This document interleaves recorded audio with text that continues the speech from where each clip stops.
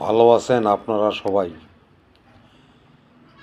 আশা করি মা কালী এবং শিবের আশীর্বাদে আপনারা ভালোই আছেন। ভালো থাকুন, সুস্থ থাকুন। আজ আমি আপনাদের সামনে যে ওষুধি গাছটা লইয়া আলোচনা করিব তাহা হইল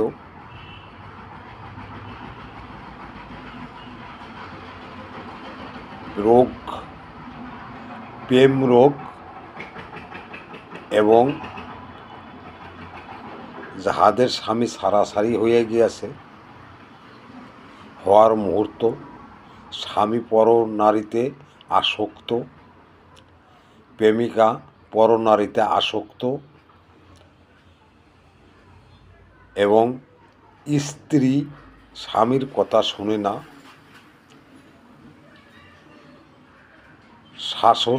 শ্বশুর শাশুড়ি মিল নেই, বউ শাশুড়িকে দেখিতে পারে না, শ্বশুরকে দেখিতে পারে না, দেবরকে দেখিতে পারে না। সেই সম্বন্ধে আমি আজ একটি টোটকা আপনাদের দেব। এই টোটকাটি ব্যবহার করিয়া আপনারা উপকৃত হইবেন। আপনাদের স্বামী সংসার, শ্বশুর শাশুড়ি লইয়া আপনারা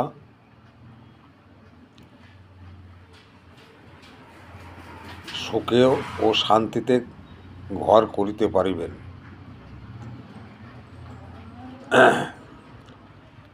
বলা বাহুল্য, আপনারা এই গাছটি চিনেন?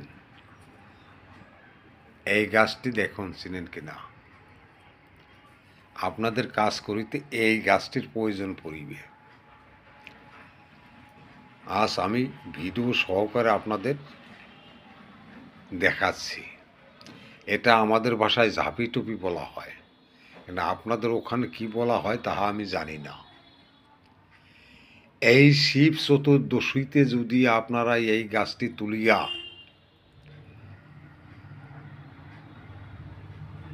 লইয়া কাজ করিতে পারেন, তাহা হইলে আপনাদের কয়েকটি কাজ আপনারা সমাধা করিতে পারিবেন।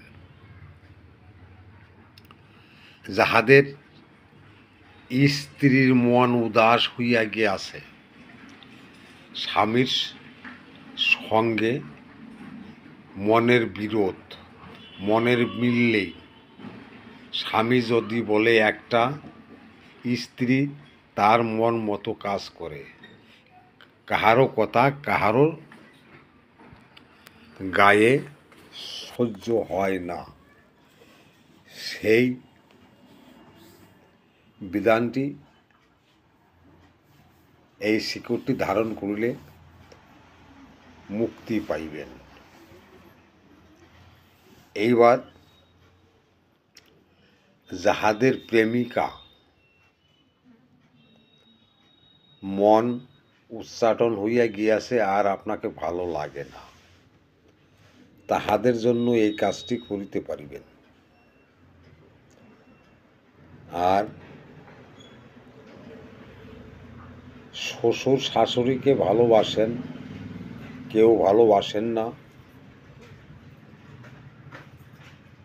ছেলে বউ দেখিতে পারেন না, তাহাদের এই গাছের শিকড়টি ধারণ করিলে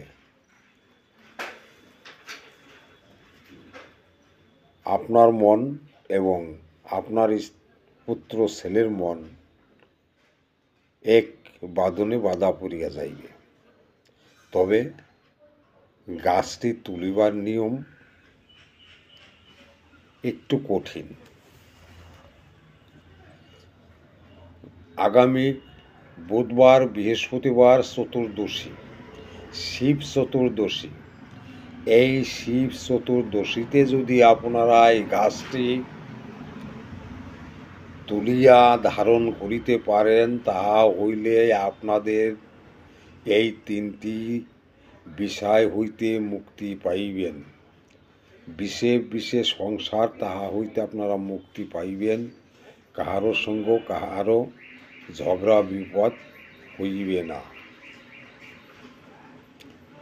শিব চতুর্দশীর দিন রাত্রে এই কাজটি আপনাদের সমাধা করিতে হইবে। শিব চতুর্দশী রাত্রিতে গাছটির কাছে যাবেন। গাছটির কাছে যেয়ে আপনি স্রেফ উলঙ্গ হবেন। উলঙ্গ হয়ে গাছটি আপনি তুলিয়া লইবেন। গাছটি তুলিবার সময়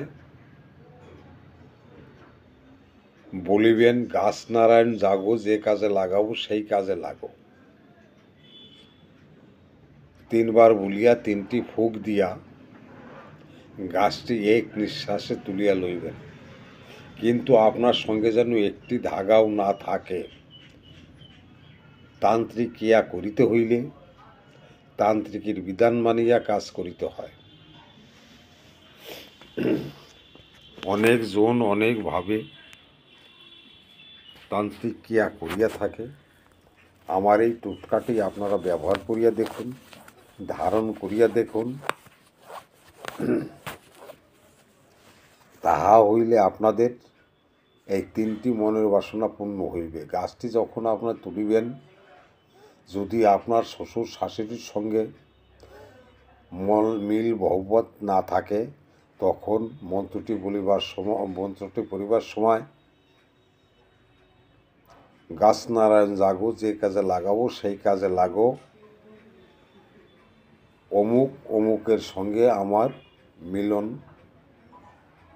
মিল মহব্বত করে দাও। যদি আপনার স্ত্রীর মন অন্য পুরুষের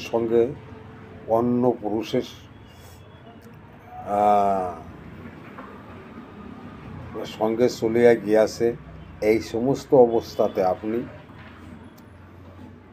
গাছের কাছে যাবেন উলঙ্গ হইয়া, ওই মন্ত্রটি বলিবেন, গাছ নারায়ণ জাগো, যে কাজে লাগাইব সেই কাজে লাগো। আমার স্ত্রীর মন আমার উপরে আসুক এবং মিল মহব্বত হোক, এই কথা বলিয়া গাছটি তুলিয়া নেবেন। এইভাবে আপনি প্রেমিকার সম্বন্ধেও আপনি বলিবেন। এইভাবে আপনি কাজটি করুন, দেখিবেন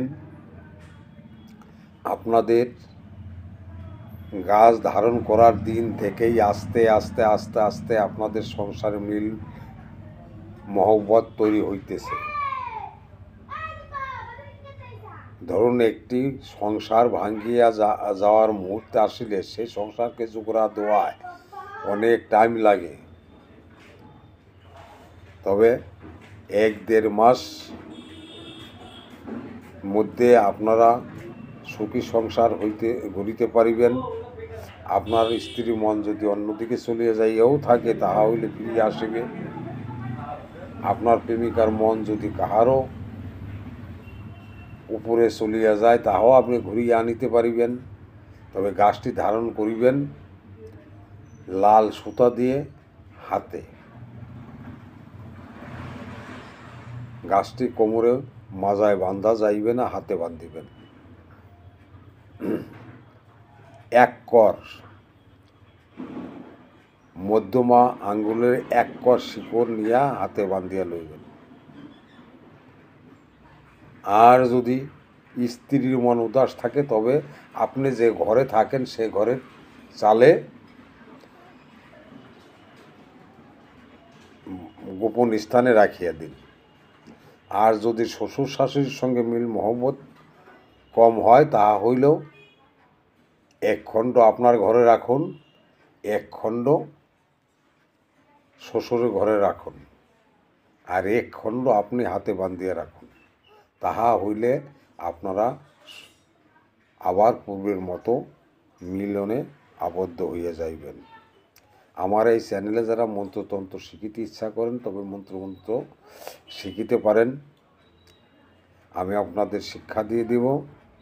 আমার হোয়াটসঅ্যাপ নম্বরে আমার সঙ্গে সরাসরি ফোন করিয়া জানিয়ে লইবেন এবং কিভাবে আপনি তন্ত্রমন্ত্র শিক্ষা করিবেন তাহাও আমাকে জানাইবেন। জয় গুরু, জয় গুরু। ভিডিওটি সাবস্ক্রাইব করিয়া বেল আইকন করে রাখিবেন, ভিডিও লাইক এবং শেয়ার করিবেন। জয় গুরু, জয় গুরু, জয় গুরু।